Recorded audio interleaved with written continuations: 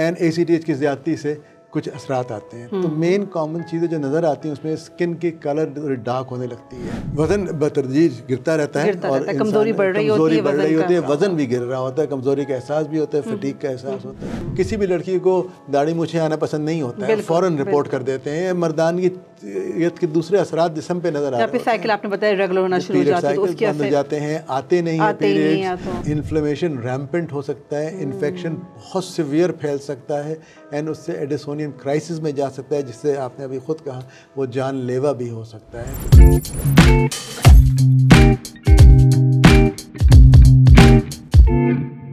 बिस्मिल्लाहिर्रहमानिर्रहीम, अस्सलाम वालेकुम। मेरा नाम डॉक्टर साइमा अस्करी है और मैं कंसल्टेंट एंडोक्रिनोलॉजिस्ट हूँ।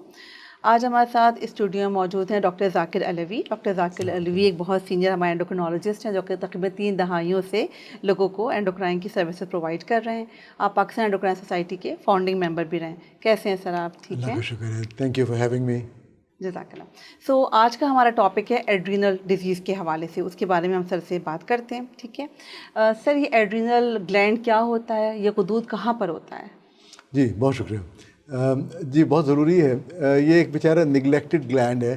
आम फहम ज़बान में इसके बारे में कोई ख़ास जिक्र होता नहीं है। एड्रीनल ग्लैंड एक छोटा सा ग्लैंड होता है, बहुत ही छोटा सा, समझें कि एक 2 बेर के बराबर होगा इसका साइज़, और ये हमारे गुर्दों के ऊपर टोपी की तरह से रखा हुआ होता है। इसका गुर्दे से कोई डायरेक्ट कनेक्शन नहीं होता, सिर्फ उसकी लोकेशन वहाँ पे रखी हुई होती है। दोनों गुर्दों के ऊपर एक एक ग्लैंड होता है, इस तरह 2 एड्रीनल ग्लैंड होते हैं। सही, इनका काम क्या होता है? एड्रीनल ग्लैंड का ताल्लुक जिस्म के कई सारे वाइटल फंक्शन से ताल्लुक है। ये कुछ हार्मोन्स बनाते हैं जो डायरेक्टली ब्लड में सिक्रीट होते हैं और जिनका असर पूरे जिस्म के हर कोने पे होता है। इसके हार्मोन्स जो होते हैं वो जिस्म के अंदर ब्लड शुगर के मेंटेन करने में काम आते हैं, इम्यूनोलॉजी में काम आते हैं, और नमकियात और पानी का बॉडी के अंदर बैलेंस करने में इसमें ज़रूरी हैं। इसके हार्मोन इसके अलावा बॉडी का स्ट्रेस से काउंटरैक्ट करना, स्ट्रेस मतलब नॉट जस्ट इमोशनल स्ट्रेस बल्कि जिस्मानी स्ट्रेस, फ्लाइट, फ्राइट, इन सब चीज़ों से काउंटरैक्ट करने के लिए, रिस्पांस देने के लिए बहुत ज़रूरी है एंड एक्सट्रीमली इसेंशियल है। बहुत ज़रूरी है, किसके फंक्शन है। ठीक है, अगर ये एड्रीनल ग्लैंड प्रॉपर काम ना कर रहा हो तो क्या अलामात आती हैं? देखिए, एड्रीनल ग्लैंड की कई इक़साम की बीमारियाँ होती हैं। इसमें या एक किसी दूसरे ग्लैंड की तरह से ये भी ग्लैंड हाइपो फंक्शन, यानी कि सुस्त अगर हो जाए या पूरे हार्मोन ना बना पाए, उससे कुछ बीमारियां हो जाती हैं। कुछ कम बना रहा हो, यानी कम बना रहा हो, कमी हो हार्मोन्स की प्रोडक्शन की।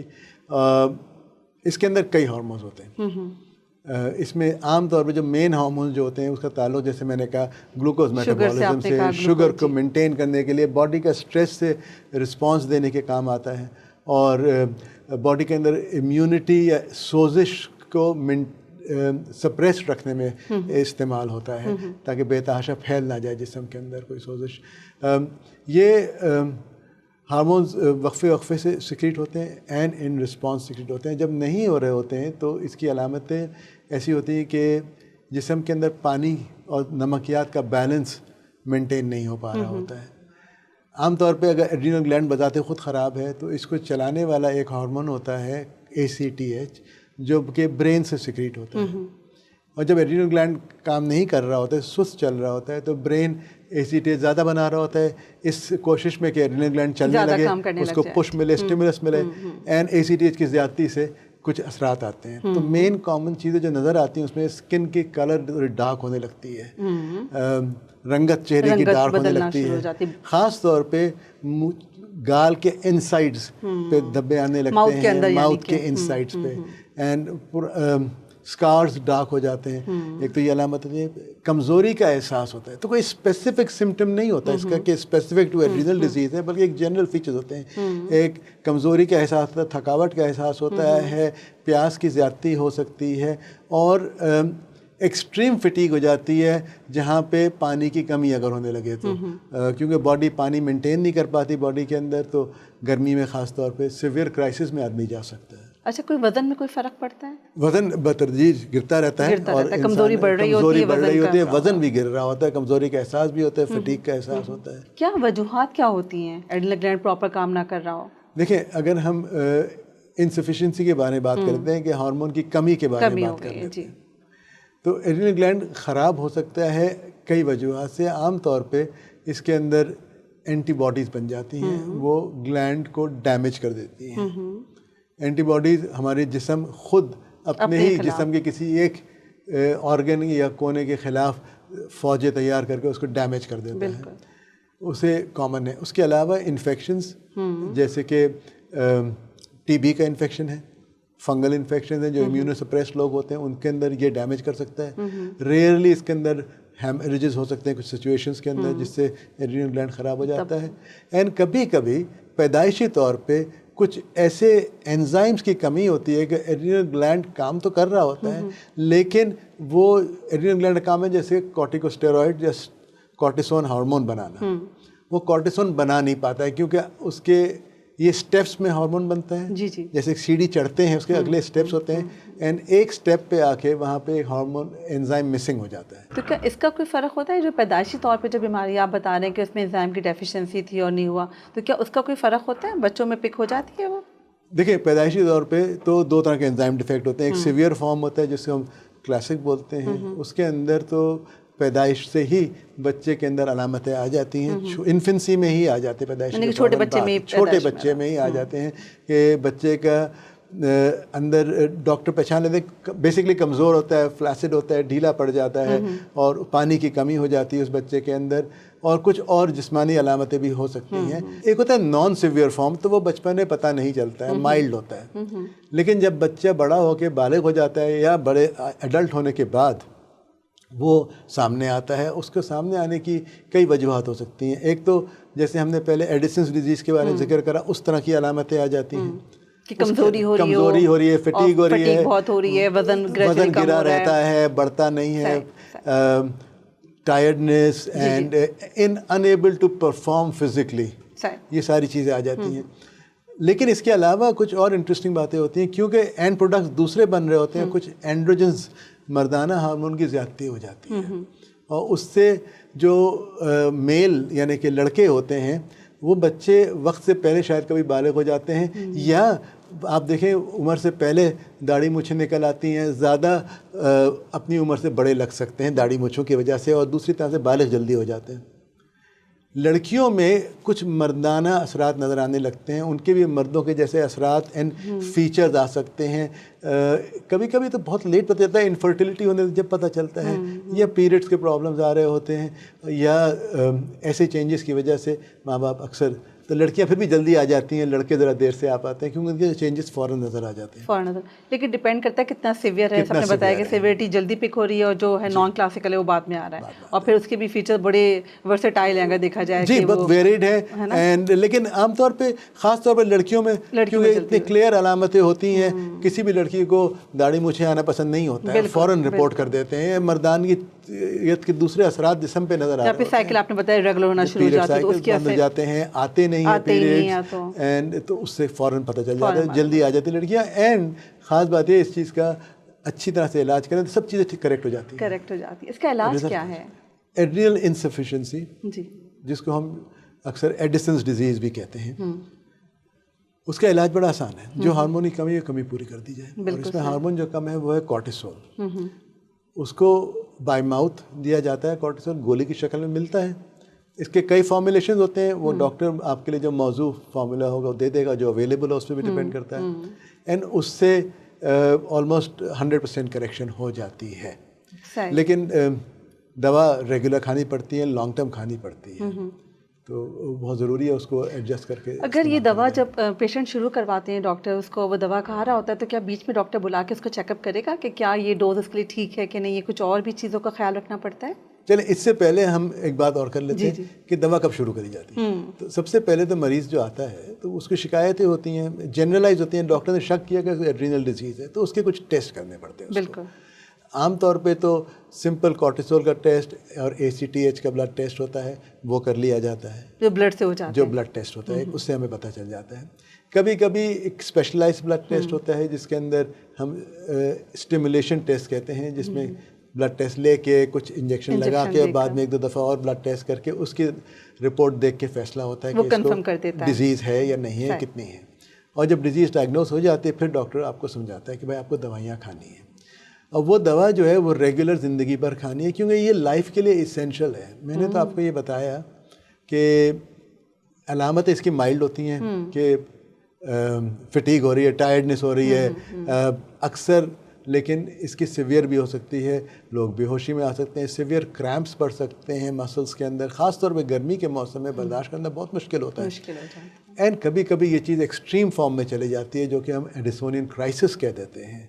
अब क्राइसिस सिचुएशन नाम से ज़ाहिर है क्राइसिस है, एंड अगर उसको फौरी तौर पे मौसर तौर पे इलाज ना करा जाए तो ये बहुत सीरियस कॉम्प्लिकेशन भी हो सकती है और जानलेवा भी साबित हो सकता है। तो जब डॉक्टर इनिशियली स्टार्ट करते हैं तो वो गोली का एक डोज देते हैं जो कि उतना ही अगर क्राइसिस में नहीं है पेशेंट तो उतना डोज दिया जाता है जो कि एक आम इंसान का जिस्म नॉर्मल तरीके से बनाता है, यानी जिसको हम बोलते हैं फिजियोलॉजिकल रिप्लेसमेंट होती है। बिल्कुल सही। ये डोज दवा का नाम स्टेरॉइड्स के नाम से लोग घबरा जाते हैं कि भाई कॉर्टिसोन दे रहे हैं, स्टेरॉइड दे रहे हैं, क्योंकि ऑब्वियसली स्टेरॉइड्स की बहुत ज़्यादा हाइप है, मिसयूज़ बहुत होता है, उसकी बहुत परेशानी होती है। लेकिन ये मिसयूज़ नहीं हो रहा, ये इसेंशियल यूज़ है, एंड ये इतने डोज में दिया जाता है कि जो कि कुदरती डोज है। तो एक कुदरती सब्सटेंस कुदरती डोज जब हम देंगे तो उससे नुकसान नहीं होगा। ये मैं वाजे करना चाहता हूँ कि ये दवा लेने से फिजियोलॉजिकल डोज के अंदर कभी नुकसान नहीं होगा, बल्कि ना लेने से नुकसान होगा। ना लेने से नुकसान। तो ये ज़रूर लिया जाए, ये मिसकॉन्सेप्ट क्लियर हो जाएगा, दवा से लॉन्ग टर्म को नुकसान होगा। ये दवा आम तौर पे depending on the formula used आम तौर पे दिन में 2 हिस्सों में दिया जाता है कि हम कॉपी करना चाहते हैं कुदरत को। तो कुदरती तौर में जिस्म पे ये सबसे ज़्यादा सुबह सवेरे सिक्रीट होता है एंड थोड़ा सा शाम को सिक्रीट होता है, तो हम उसको कॉपी करना चाहते हैं तो एक बड़ा डोज सुबह में दिया जाता है, एंड रिलेटिवली बड़ा डोज नहीं, एक मेन डोज सुबह दिया जाता है एंड उसका तकरीबन हाफ डोज शाम को दिया जाता है। बट ये कोई पत्थर पे लकीर नहीं है, हर पेशेंट के इंडिविजुअल रिस्पांस के हिसाब से डॉक्टर जो है वो डोजेज एंड फ्रीक्वेंसी को एडजस्ट करता है। प्लस रिप्लेसमेंट कई किस्म के हार्मोन प्रिपरेशन से हो सकती है। तो कुछ प्रिपरेशन को दिन में 1 दफ़ा दिया जाता है, कुछ को दिन में 2 दफ़ा, एंड कभी कभी हाइड्रोकॉर्टिसोन जिसे कभी इस्तेमाल करते हैं तो कुछ लोगों में 2 दफ़ा काफ़ी नहीं होता, उसको 3 हिस्सों में डिवाइड कर देना पड़ता है। ये डिपेंड करता है कि पेशेंट की कितनी सिवियरिटी है, कैसा उसका रिस्पांस है, लेकिन कोशिश ये होती है कि फिजियोलॉजिकली मिमिक करें हम, वैसे ही दें जिस तरह हमारी बॉडी में बन रहा होता है। और अगर ना लें, अनट्रीटेड पेशेंट को छोड़ दिया जाए तो क्या हो सकता है, थोड़ा बताइएगा। अनट्रीटेड तो बहुत डेंजरस हो जाता है। अनट्रीटेड जिस्म के अंदर सख्त नमक और पानी की कमी हो सकती है, इन्फ्लेमेशन रैम्पेंट हो सकता है, इन्फेक्शन बहुत सीवियर फैल सकता है एंड उससे एडिसोनियन क्राइसिस में जा सकता है, जिससे आपने अभी खुद कहा वो जानलेवा भी हो सकता है। हॉस्पिटल में तो आदमी आमतौर पे पहुंच ही जाता है अगर ट्रीटमेंट ना ली जाए या गोली मिस करी जाए, तो गोलियां मिस या दवा इसकी मिस नहीं करनी चाहिए। तो ये बताइएगा डॉक्टर जाकिर, जैसे आपने जिक्र किया कि हमने डेली हम दे रहे हैं, कभी डिवाइडेड डोज में दे रहे हैं, कभी सिंगल, डिपेंडिंग अपॉन के पेशेंट की कितनी सिवियरिटी है, क्या एक डोज मिस होने से भी कोई बहुत फ़र्क पड़ सकता है? देखिए, जो शख्स 1 दफ़ा मिस करता है वो दोबारा भी मिस करेगा। बिल्कुल सही। ठीक है, एक तो बात ये होती है क्यूमुलेटिव, फिर फ़र्क पड़ने लगता है। जनरल वेल बीइंग में तो बहुत फ़र्क आ जाता है। एंड अगर फ़र्ज करें, जैसे आजकल कराची का मौसम है एंड बेतहाशा गर्मी आ रही है और साथ में हब्स भी बहुत है, पसीना बहुत है, ख़ास तौर पे अगर वो शख्स आउटडोर काम करता है, अगर एक डोज ही मिस करे तो उसको शाम तक उसकी हालत बहुत पतली हो जाएगी। जैसे आपने जिक्र किया कि नमकियात को और पानी को ये कंट्रोल कर रहा है, तो अगर जैसे ही हमने एक डोज ही मिस की तो डेफिनेटली उसकी ओवरऑल क्वालिटी पे तो ज़रूर उसका फ़र्क पड़ जाएगा। बिल्कुल। इसकी कोई लॉन्ग टर्म कोई कॉम्प्लिकेशन, कुछ पेचीदगियाँ होती हैं इसकी, अगर प्रॉपर मैनेज करें? अगर प्रॉपर मैनेज करें तो it should be compatible with normal life. ठीक है, ठीक है। हाउएवर ये ख्याल रखते हैं कि थोड़ा सा इंसान प्रोन होता है इन्फेक्शन, और इन्फेक्शन से ज़्यादा सीवियर हो जाना उससे ज़रा प्रोन होता है। गर्म ममालिक में ये पानी की कमी, नमकियात की कमी की तरफ से ख़तरा ज़्यादा होता है, तो थोड़ा सा एक्स्ट्रा केयरफुल रहना पड़ता है। लेकिन जनरली अगर हम अच्छी तरह मैनेज करें तो ज़िंदगी बिल्कुल नॉर्मल जैसे लोगों की रह सकती है। लेकिन जी जिनको ये बीमारियां होती हैं उनको थोड़ा सा ख़तरा दूसरी ऑटो इम्यून डिजीज़ का भी होता है, तो उनको डॉक्टर से राब्ते में रहना चाहिए। वो वक्तन फ़वक्तन, कभी साल में 1 दफ़ा नहीं तो कुछ चीज़ें 2-3 साल में 1 दफ़ा एक सिंपल ऑर्डिनरी ब्लड टेस्ट करा के दूसरी चीज़ों के लिए स्क्रीनिंग करते रहते हैं कि अगर दूसरी कोई मर्ज़ हार्मोन के गुदूद के ख़राब होने का अलामत नज़र आ रही है तो फौरी तौर पर ट्रीट कर दिया जाए एंड उससे आदमी बहुत बड़ी बुराई से बच जाता है। ज़बरदस्त। ये बताएं कि आपने ऑटो इम्यून का जिक्र किया तो आपने कहा कि एंटीबॉडीज़ बनी थी अपने खिलाफ, तो क्या और ऑटो इम्यून में टाइप 1 डायबिटीज़ का भी इससे कोई ताल्लुक़ है? बिल्कुल, ये एक क्लस्टर होता है कभी कभी, जिसके अंदर ऑटोइम्यून डिसऑर्डर्स के अंदर एक टाइप 1 डायबिटीज़ एंड एडिसन्स साथ साथ चल रहे होते हैं वेरी ऑफन, एंड थायराइड के खिलाफ भी एंटीबॉडीज़ बन जाती हैं, वो भी साथ चल रहे होते हैं। And occasionally you can get things like pernicious anaemia, जिसमें विटामिन B12 की सख्त कमी होती है। ये सब चीज़ें साथ चल सकती हैं। तो इन सबको पीरियडिकली डॉक्टर देख रहा होता है कि वो ना हो जाए। एंड ज़रूरी नहीं है सबके हर वक्त टेस्ट होते रहें। Again depending on the risk, अगर कोई शख्स आता है, जवान यंग उम्र में बच्चा आता है, उसका आपने देखा है कि वो कह रहा है मेरी फैमिली हिस्ट्री में सबको एडिसन्स है, सबको एड्रीनल के साथ साथ थायराइड भी ख़राब है, तो ऐसे शख्स के अंदर डॉक्टर साहब ज़्यादा फ्रीक्वेंटली चेक करेंगे। एक वो शख्स है स्पोराडिक है, कभी नहीं हुआ, कोई फैमिली में ऐसी हिस्ट्री नहीं आ रही है, दूसरे कोई स्टिग्मा कुछ होते हैं वो नज़र नहीं आते, अलामत नज़र नहीं आ रहे, फिर इनफ्रीक्वेंटली। लेकिन डॉक्टर के ऑब्जर्वेशन में रहना बहुत ज़रूरी है। ज़रूरी है कि वो दिखाते हैं ताकि कोई खुदा न खासा कोई और ऑटोइम्यून डिजीज उसको वक्त पर पिक कर लिया जाए। एंड दूसरी एडिक्वेसी ऑफ डोज, तो आपको जो डोज दिया जा रहा है वो सर्कमस्टांसेस पे चेंज हो सकता है। ये स्ट्रेस डोज क्या होती है, इसके बारे में सर बताइए। स्ट्रेस डोज बड़ी इंटरेस्टिंग डोज है और बहुत ज़रूरी है। सो बॉडी पे आम तौर पे एक आम शख्स के अंदर जिसको कोई एड्रीनल ग्लैंड ख़राब ना हो, जब मेरे जिस्म पे जिस्मानी स्ट्रेस यानी कि लोड पड़ता है, जैसे कि फॉर एग्जांपल मुझे कोई मेजर इंजरी हो जाए, चोट लग जाए, हड्डी टूट जाए मेरी, या मुझे निमोनिया हो जाए, या सिवियर इन्फेक्शन हो जाए, या सिवियर नहीं बल्कि इन्फेक्शन थोड़ा सा मॉडरेट फ्लू हो जाए, जिसके अंदर 101 बुखार हो गया मुझे, तो ख़तरनाक बीमारी तो नहीं है लेकिन 101 बुखार हो, तो मेरा बॉडी उसको लड़ने के लिए फौरी तौर पे कॉर्टिसोन बनाता है बहुत सारा, और उस बीमारी को कंट्रोल करने में हेल्प करता है। जिसको एड्रीनल डिजीज़ की कमी, एड्रीनल की डिजीज़ होती है, एडिसन्स डिजीज़ होती है, उसका बॉडी यही रिस्पांस नहीं दे सकता, तो उसके अंदर हमें उस स्ट्रेस रिस्पांस को हमें खुद अपने दानिस्ता तौर पे खुद गोली की शक्ल में करना पड़ता है। तो उसके लिए कुछ सिक डे रूल्स होते हैं जो आप कहें तो मैं आपको एक्सप्लेन कर दूं। जी sir, please sick day rules के बारे में बताइएगा। तो इसके लिए सिक डे रूल्स, एक तो डॉक्टरों के लिए ये एक आगाही ज़रूरी है कि डॉक्टर्स को भूल जाते हैं इतनी प्रैक्टिस जल्दी में, लेकिन हर मरीज़ को सिक डे रूल्स लिख के दे देने चाहिए, लेकिन खाली पर्ची नहीं पकड़ानी है, समझाने भी हैं। और मरीज़ों के लिए जिनको अगर शक है कि उनको एड्रीनल डिजीज़ है, उनको अब तक सिक डे रूल्स नहीं पता हैं, तो फ़ौरन अपने डॉक्टर से पूछें, या आजकल तो इंफॉर्मेशन अवेलेबल होती है आपके फिंगर टिप्स के, आपके फ़ोन के अंदर होती है, आप जाएं किसी भी वेबसाइट के ऊपर और वहाँ पे आप sick day rules for Addison's disease अगर आप लिख के डालेंगे तो आपको रूल्स लिखे हुए मिल जाएंगे। और वो आसान है कि अगर मेरे माइनर इंजरी हो रही है या मॉडरेट इंजरी है और साथ में या मुझे बुखार हो रहा है जो कि 100 से ऊपर हो रहा है, या कोई माइनर सर्जिकल प्रोसीजर हो रहा है, तो हमें अपना स्टेरॉइड्स का, कॉर्टिसोन का डोज डबल कर देना चाहिए। फॉर एग्जांपल अगर कोई शख्स को मैंने हाइड्रोकॉर्टिसोन दिया कि 10 मिलीग्राम सुबह खा लो और 5 या 10 मिलीग्राम शाम को खा लो, तो उसको इसको 10 की जगह सुबह में 20 ले लेनी चाहिए और शाम को भी 20 ले लेनी चाहिए, यानी कि एग्जैक्टली डबल कर दिया हमने जो डोज उनकी वो यूज़ कर रहे थे। लेकिन जो बहुत छोटे डोज पे होते हैं ना, कुछ लोग होते हैं जो सुबह में शायद 7.5 मिलीग्राम ही ले रहे हैं और रात को शायद 5 मिलीग्राम या उससे कम ले रहे हैं, तो उनको फिर कम से कम 40 मिलीग्राम ले लेना चाहिए दिन का। और ये डबल कब तक रहेगा? देखिए, अगर चोट एंड इंजरी या पेट ख़राब हो गया, डायरिया हो गया सीवियर, तो फिर 48 घंटे या जब तक बीमारी चल रही है।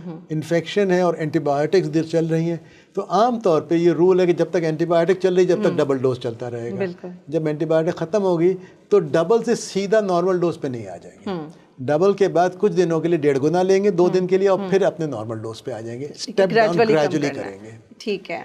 अगर मेजर ट्रॉमा होता है तो यानी बड़ी बीमारी हो जाए, बड़ा ऑपरेशन होने वाला हो, सबसे पहले तो अपने डॉक्टर को बताया जाए कि मुझे एडिसन्स डिजीज़ है, और अगर नहीं बता पाए हैं या कोई ऐसी मेजर इंजरी हो गई है और अभी आप डॉक्टर के पास नहीं पहुंचे हैं या सीवियर बीमार हो गए, 101 से 102 से ज़्यादा बुखार हो गया है, तो 3 गुना या 4 गुना इंजेक्शन भी लेना पड़ता है और कभी कभी इंजेक्टेबल्स की ज़रूरत पड़ जाती है।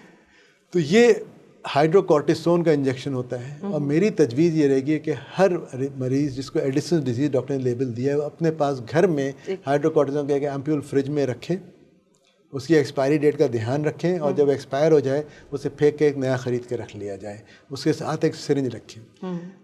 पाकिस्तान में ख़ास तौर पे ये अनोखी बात नहीं होगी कि अगर आप पहुँचें और क्लिनिक वाला बोलते मेरे पास नहीं है, मैं नहीं लगाता। या हाल में मेरे एक मरीज़ के साथ हुआ था, वो बेचारा एक से दूसरे अस्पताल भागता रहा, उसको कहीं से हाइड्रोकॉर्टिसोन मिला नहीं था क्योंकि उस वक्त शहर में शॉर्टेज थी।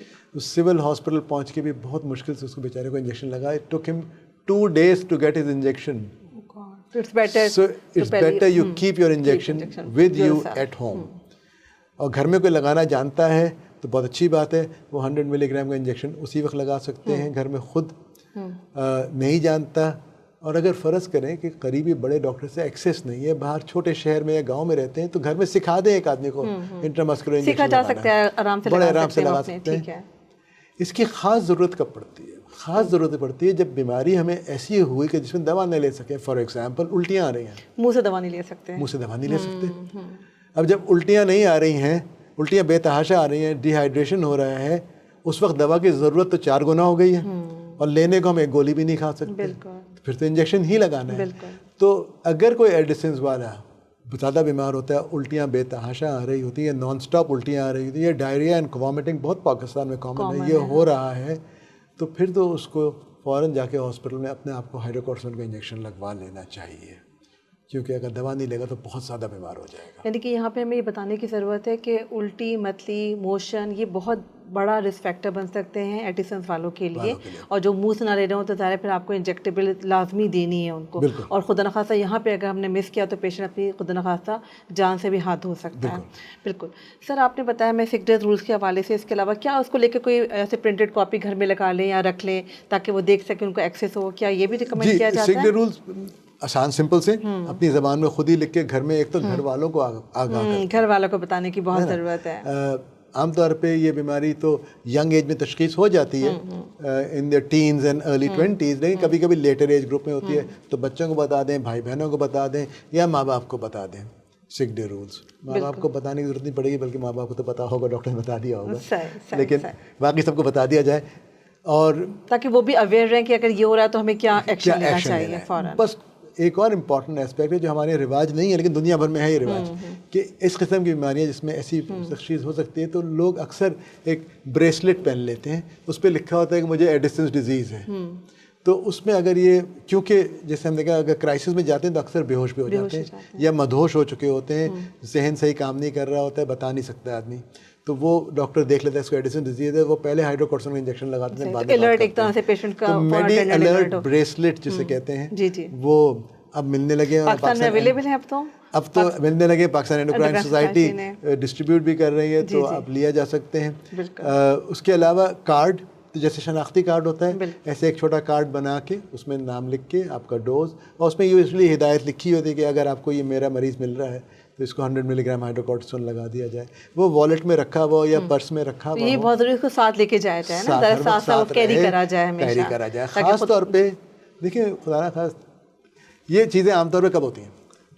जब इंसान नॉर्मल जिंदगी से हटके हो रहा है, छुट्टियों पे गया हूँ, हाइड्रोकॉर्टिसोन ले जाना भूल गया, अपनी दवा मिस हो गई, वहाँ पे खूब घूम फिर रहा हूँ गर्मियों के अंदर, बीच पे बुरा हाल हो गया, आप हॉस्पिटल पहुँच गए, बिल्कुल उस वक्त मेडी अलर्ट ब्रेसलेट काम आ जाएगा। तो इस टाइप की हरकतें होती हैं हमारे यहाँ। और कोई ख़ास प्रिकॉशंस है सर जो वो ले सकें अपने आप को रूटीन लाइफ के, अपार्ट फ्रॉम के मेडिसिन उन्हें पाबंदी से खानी है, डॉक्टर को पाबंदी से दिखाना है? सबसे बड़ी बात मेडिसिन पाबंदी से खानी है। बिल्कुल रिकग्नाइज करना है कि मेरी तबीयत ठीक नहीं है, आजकल अनयूजुअली मैं फटीग हो रहा हूँ। सर ये स्ट्रेस का हम जो वर्ड बार बार यूज़ कर रहे हैं, तो हम स्ट्रेस आमतौर पे इमोशनल स्ट्रेस को ले रहे होते हैं ना, फिजिकल स्ट्रेस की ऐसे आपने क्या इमोशनल स्ट्रेस का भी कोई ताल्लुक है जो कॉशन हमें रखना है? इमोशनल स्ट्रेस के अंदर भी हार्मोन्स की ज़्यादती हो जाती है कुदरती तौर पे, और वो हमें कॉपी करना है, मिमिक करना है, तो हमें अपना डोज बढ़ाना है। अगर सीवियर इमोशनल स्ट्रेस से गुजर रहे हैं तो डोजेज बढ़ाना होगा। तो इमीडिएटली तो आप खुद बढ़ा दें। अगर इमोशनल स्ट्रेस वाली बीमारी है तो नंबर 1 उससे डिनायल ना हो, रिफ्यूज़ ना करें, मुझे कुछ नहीं है। बीमारी अगर है तो है, और उसके लिए फिजिशियन अपने डॉक्टर से, या डॉक्टर अगर कहता है तो साइकियाट्रिस्ट से मुलाकात करें, उसका इलाज करें प्राइमरी तौर पे। पर इस दौरान जब तक ये इलाज शुरू ना हो जाए और मुकम्मल तौर पे आप बेहतर ना हो जाएं, जब तक स्टेरॉइड्स का डोज बढ़ाना होगा। इसके अलावा ज़रूरी नहीं डिजीज़ हो, स्ट्रेस हर आदमी की ज़िंदगी में परेशानी, बिल्कुल, और सीवियर परेशानी ख़ास तौर पे, अल्लाह ना करे हम में से किसी पे आए, लेकिन ज़िंदगी का मामूल अब बन चुका है। हर ज़िंदगी में कहीं ना कहीं कभी ना कभी सीवियर स्ट्रेस आ जाता है अचानक। बिल्कुल, ये अचानक से सीवियर स्ट्रेस जो आता है ना, ग्रेजुअल स्ट्रेस के मुकाबले में अचानक से सीवियर स्ट्रेस आ जाना, इसके अंदर बहुत ज़्यादा स्टेरॉइड की ज़रूरत होती है। उसमें तो याद करके, और ऐसे मौके भी याद नहीं रहता, तो जैसे आपने कहा घर वालों को पता हो तो वो याद दिला देंगे भाई तुम्हें बहुत सीवियर स्ट्रेस में हो, इस वक्त परेशान हो, double your dose, even triple your dose, 3 times भी कर सकते हैं आप लोग, depending on the severity of the stress. Sir इसका अगर हम वाइस वर्सा देखें, जो स्टेरॉइड इंड्यूस भी तो हाइपो एड्रेनलिज्म होता है, वो क्या होता है? मेडिकल साइंस में कई बीमारियां ऐसी होती हैं जिसके लिए हमें स्टेरॉइड्स यूज़ करने पड़ते हैं। वो फॉर एग्जांपल वो गोली की शक्ल में हो सकते हैं कॉर्टिसोन की, इनहेल्ड हो सकते हैं जैसे अस्थमा के मरीज लेते हैं, लेकिन कई अमराज ऐसे हैं, जोड़ों के अमराज से लेके गुर्दों के अमराज तक, स्किन की प्रॉब्लम, स्किन के डिजीज़ के हिसाब से जिसके स्टेरॉइड इस्तेमाल होते हैं। स्किन में भी हम समझते हैं कि एब्जॉर्ब नहीं हो रहा है, कि सिस्टम में जा रहा है, ऊपर मरहम लगाने में अंदर एब्जॉर्ब हो रहा है, एंड अगर एरिया बड़ा है, ज़्यादा अरसे तक ज़्यादा डोज लगाया है तो स्किन में सफिशेंट अमाउंट एब्जॉर्ब हो जाता है, गोली के जितना एब्जॉर्ब हो जाता है स्किन से। तो लंबे अरसे तक ये इस्तेमाल करने से, स्पेशली हाई डोज लंबे अरसे तक इस्तेमाल करना पड़ता है, एंड कभी कभी मजबूरी में करना पड़ता है, बीमारी ऐसी है। बिल्कुल, खासतौर पे गुर्दों की auto immune diseases and connective tissue disease, इनमें इस्तेमाल करना पड़ता है। एंड कभी कभी सीवियर अस्थमा में इनहेल्ड स्टेरॉइड्स, मैं एक बात क्लियर कर दूं, नॉर्मल डोजेज स्टेरॉइड्स यूज़ करे जाते हैं इनहेल्ड आम अस्थमा के अंदर, उसमें मसला नहीं होता है, ये नॉर्मल डोजेज से। लेकिन इससे हट के कभी कभी बिग डोजेज लंबे अरसे तक देने पड़ते हैं, तो इससे स्टेरॉइड्स की ज़्यादती हो जाती है। एक्सोजेनस स्टेरॉइड, बाहर से दिए हुए खाए हुए steroid, not for adrenal disease बल्कि दूसरी बीमारी के लिए, और ज़्यादा अरसे तक खाए जाएँ और उसके बाद जब हम बंद कर देते हैं तो कभी कभी एड्रीनल ग्लैंड काम करना छोड़ देता है। हमें कॉर्टिसोन की ज़रूरत है। पिट्यूटरी ग्लैंड एक छोटा सा ग्लैंड है जो ब्रेन के नीचे लटका हुआ है, उसका काम है दूसरे ग्लैंड्स को कंट्रोल करना। पिट्यूटरी ग्लैंड एक हार्मोन बनाता है, उसे कहते हैं ACTH। वो जाके एड्रीनल ग्लैंड को स्टिमुलेट करता है या चाबी देता है कि तुम स्टेरॉइड बनाओ। वो स्टेरॉइड बनता है। स्टेरॉइड जब आता है, ब्रेन डिटेक्ट करता है ब्लड के अंदर स्टेरॉइड आ गया, तो पिट्यूटरी से बोल देता है कि भाई तुम ACTH बनाना बंद कर दो, अब आ गया। और जब प्रोडक्शन हाउस बहुत दिनों तक बंद कर जाता है, उसमें जंग लग जाता है और वो ताला चाबी लगा के घर चले जाते हैं और वो मशीन दोबारा चालू होती ही नहीं है। जब ACTH नहीं निकलता तो एड्रीनल ग्लैंड कॉर्टिसोन वक्त पे नहीं बनाता या नाकाफ़ी बनाता है, सर्टेनली स्ट्रेस रिस्पॉन्स नहीं दे सकता। स्टेरॉइड्स की खास कॉर्टिसोन की बात ये है कि हर किस्म की तकलीफ को आराम दे देती है, और वो स्टेरॉइड खाते पेशेंट अच्छा फील करता है। ये खाने से, और ज़्यादा अरसे, कभी कभी बहुत लंबा अरसा भी नहीं, 2 हफ्ते का अरसा काफ़ी होता है, 2 हफ्ते का अरसा, और ज़िंदगी भर के लिए सप्रेस हो सकता है। उसके बाद ज़रूरी नहीं सप्रेस हो ज़िंदगी भर के, लेकिन हो सकता है, लेकिन एक लंबे टाइम के लिए तो हो क्या होता है, वो खाने से पिट्यूटरी ग्लैंड सप्रेस हो गया, अब एड्रीनल ग्लैंड काम नहीं कर पा रहा, आपको एड्रीनल डेफिशिएंसी हो गई। तो अगर हम इनहेल्ड स्टेरॉइड लेते हैं, उससे नॉर्मल डोजेज जो आमतौर पर प्रिस्क्राइब होते हैं उसमें मसला नहीं होता है। फिर से कहूँ, कोई मसला नहीं है। तो स्टेरॉइड इनहेलर लेने को मना मत करें, क्योंकि इससे बहुत बड़ा फ़ायदा ये है कि तो मर्ज़ को आराम, दूसरा ये कि ये ना लेने से सिस्टेमिक स्टेरॉइड खाने की ज़रूरत पड़ती है, ये उससे बचाता है। ये नहीं लोगे तो कभी गोलियां खाने की ज़रूरत पड़ेगी या इंजेक्शन की ज़रूरत पड़ेगी। एक तो ये फ़ायदा है स्टेरॉइड इनहेलर्स का। अगर कभी डॉक्टर ने आपको स्टेरॉइड दिया इसलिए कि आपको इसको ज़रूरत थी, इसका मतलब ये नहीं कि आपकी जब भी तबीयत ख़राब हो जाके आप लगवा लें। हड्डियाँ गल जाती हैं, मसल्स बेकार हो जाते हैं, उठने बैठने के इंसान काबिल नहीं रहता है। क्या स्टेरॉइड के साथ आमतौर पर कैल्शियम भी दिया जा रहा होता है, तो उसकी वजह यही होती है? अगर कोई ऐसी बीमारी जिसके लिए हाई डोज स्टेरॉइड दिए जा रहे हैं तो आमतौर पर बोन प्रोटेक्शन की ज़रूरत पड़ती है, जिसमें सबसे पहला step he calcium vitamin D regular intake, and on top of that bone को स्टिमुलेट क्या चीज़ करती है, बोन पे जोर डालने से बोन ग्रोथ एंड स्ट्रेंथ बढ़ती है।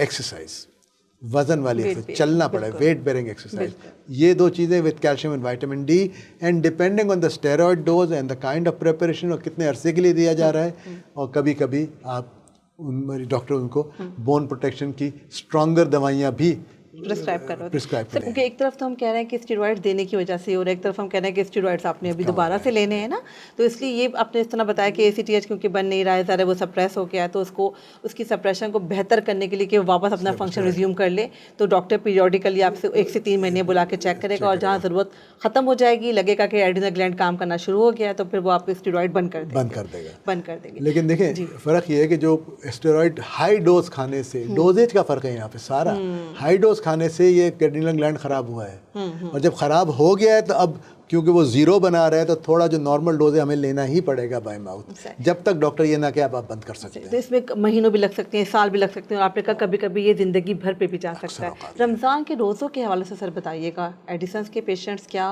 रोज़े रख सकते हैं?